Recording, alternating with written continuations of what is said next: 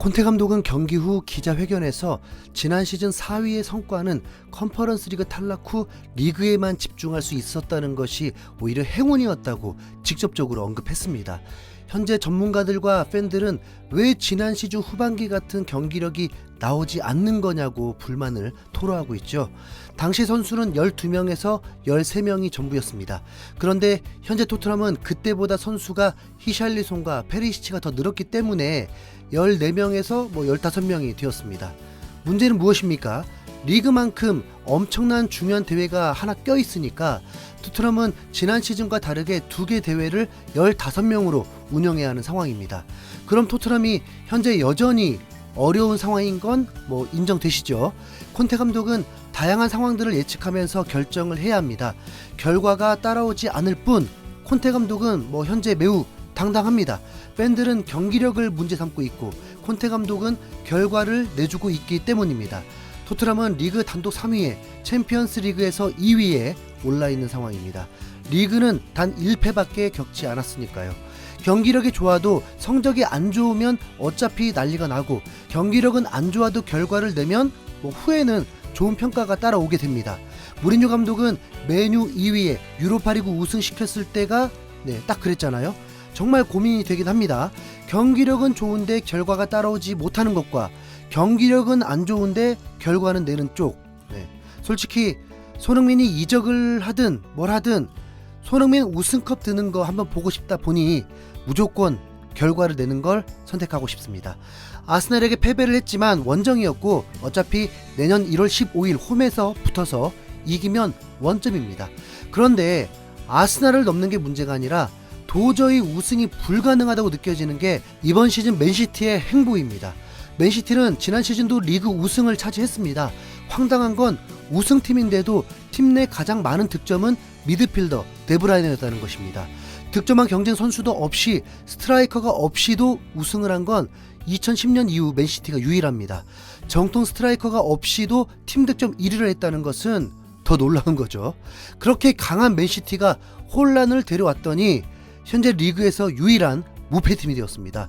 득점도 8경기에서 29득점으로 평균 3득점 이상을 하고 있습니다. 혼란은 리그 50골을 넣을 기세를 보이고 있을 정도이고 챔피언스 리그에서도 평균 4득점에 육박합니다. 아마도 맨시티가 어떤 경기를 치러도 무득점을 하는 게 기적에 가까울 수 있는 상황입니다. 챔피언스 리그 세 번째 경기를 홈에서 코펜하겐과 붙게 되었는데 이미 90% 이상 맨시티의 승리를 예상하고 있었습니다. 그리고 선발 라인업이 공개되자 과르디올라 감독의 의중을 파악할 수 있었습니다. 에이스인 데브라이너가 없었기 때문에 그를 쉬게 하겠다는 거였죠. 그리고 상황에 따라 투입하려고 했을 것입니다. 홈인데 패배하고 싶을 리는 없잖아요. 하지만 데브라이너가 출전할 이유가 없는 경기였습니다. 전반에만 3골을 넣으면서 경기는 이미 기울어져 버렸고 홀란도 전반만 뛰었는데도 5대0 대승을 거뒀습니다. 홀란도 전반만 뛰었다는 것은 체력 안배의 목적이라는 거겠죠. 홀란은 전반만 뛰었는데도 멀티골을 넣는 괴물 같은 능력을 또 보여주면서 맨시티가 사기팀인 것이 확실해졌습니다. 전반 7분 박스 안에서 코펜하겐이 홀란을 놓쳤고 부러운 윙백 칸셀루가 낮고 빠르게 찔러주면서 홀란이 바로 슈팅을 하면서 선제골을 넣었습니다. 아무래도 코펜하겐은 단순하게 골대 쪽으로 크로스가 날아올 것을 대비하려고 더 깊게 들어간 듯합니다. 너무 쉽게 첫 골이 나온 후 두 번째 골도 또 혼란이었습니다. 맨시티는 현재 카일 워커가 부상으로 이탈했는데 칸셀루가 오른쪽 윙백으로 나오고 고메스가 왼쪽으로 선발 출전을 했습니다.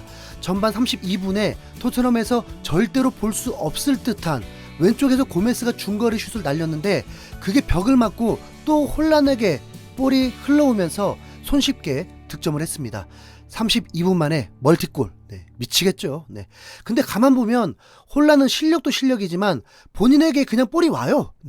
동료들이 기가 막힌 패스 때문에 오든 둥근 공이 흘러서 자석처럼 따라오든 전반 4분부터 그랬습니다. 칸셀루가 중거리 슈팅을 때렸는데 완전 빗맞은 건데도 혼란 쪽으로 오면서 득점이 될 뻔했고 전반 22분에는 혼란이 막한 선수를 밀어버렸더니 다시 전진을 못하게 되었고 곧바로 자신에게 볼이 오면서 왼발 강슛을 때려버렸습니다. 선방에 막혔을 뿐 최고의 플레이였습니다. 전반전에 홀란의 멀티골 포함 자책골까지 나오면서 자멸한 코펜하겐은 충격적인 결과를 받아들여야 했습니다. 점유율이 7대3이 문제가 아닙니다. 45분 동안 슈팅 자체가 제로였습니다. 팀이 57km나 뛰었는데도 제로라면 자체가 농락당한 거죠. 맨시티는 전반에만 18개의 슛을 폭격했고 9개의 유효 슈팅을 기록했습니다. 후반전에 홀란이 그대로 출전했다면 그가 걸어다니지 않는 이상 더 많은 골이 나왔을 것입니다. 자, 잊지 마세요. 이 경기에서 팀의 에이스이자 프리미어리그 어시스트 단독 1위인 데브라이너가 출전하지도 않은 경기였습니다. 홀란은 챔스에서도 3경기 5골로 득점 선두를 달리게 되었습니다. 홀란은 거기다 주말 경기에 사우스햄튼과의 홈 경기다 보니 홈 4경기 연속 헤트트릭을 도전하고 있고 그게 불가능한 것처럼 느껴지지도 않습니다. 맨시티 경기를 보니 마치 팬들은 다 아는데 콘테 감독만 모르는 듯한 상황이 왜 일어나고 있는지 이해가 될 수 있었습니다. 콘테 감독은 지지 않는 경기를 하는 것이 첫 번째 기준입니다. 그러면서도 선수들의 적응과 새로운 전술도 시도를 해야 합니다. 그런데 실전에 그런 일이 일어나려면 경기가 원하는 대로 풀려야만 가능합니다. 사우스햄튼 개막전부터 그랬습니다. 전반전에 2대1 가까스로 이겼지만 세세뇽이 득점도 하고 좋은 폼도 보여줬으니 이제 페리시치를 기용하면서 적응하도록 도왔습니다. 그런데 그 다음부터 모든 경기가 살얼음판의 경기가 돼버리면서 변화를 주는 것이 거의 불가능할 정도였습니다. 맨시티처럼 홀란을 쉬게 하려고 후반전에 유망주를 투입하듯이 경기 초반에 경기 상황이 예측이 돼서 변화를 주는 시도를 한다면 비수만 스킵도 경기 뛸 시간이 있게 하고 현재 벤치에서 오래 쉬고 있는 선수들이 투입될 시간들이 있는 건데 2라운드부터 모든 경기가 살얼음판 경기였습니다. 승부 예측이 안 되니까 베스트 11만 계속 기용돼야 했던 거죠. 거기다 주급과 경력만으로는 베스트 11이 확실한 페리시치 투입이 오히려 토트넘 공격력에 문제가 생기면서 득점이 나오질 않고 있습니다. 실제로 사우스햄튼 4득점, 레스터시티 6득점에는 페리시치의 영향력은 거의 없었던 경기입니다. 이미 토트넘, 풀럼, 웨스트햄, 울버햄튼과 경기를 해봤지만 졸전이었습니다.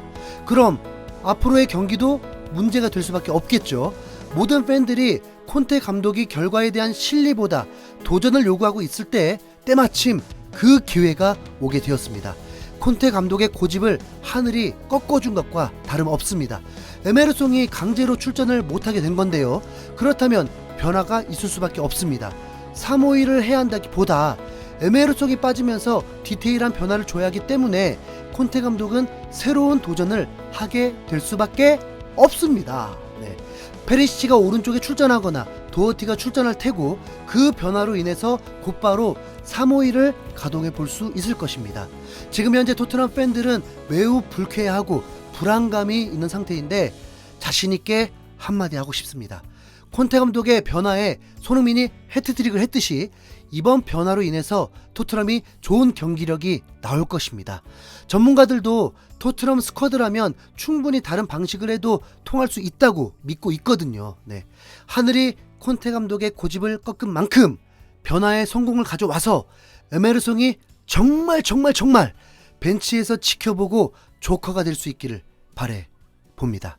이상 흰수염 고래였습니다. 감사합니다.